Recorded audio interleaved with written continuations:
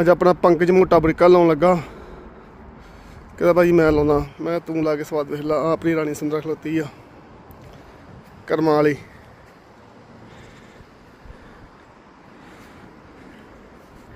ਹੈ ਮੋਟੇ ਚੱਕ ਤੂੰ ਫਟੇ ਅੱਜ ਪੱਕਾ। ਚੱਲ ਦੇਖਦੇ ਆ ਭਲਾ ਅੱਜ ਪਾ ਫਿਰ ਗਾਰਾ।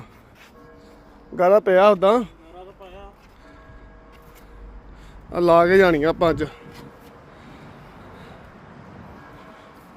ਕਰਦੇ 75 ਜਿਹਨੂੰ ਕਹਿੰਦੇ ਇੰਗਲਿਸ਼ 75।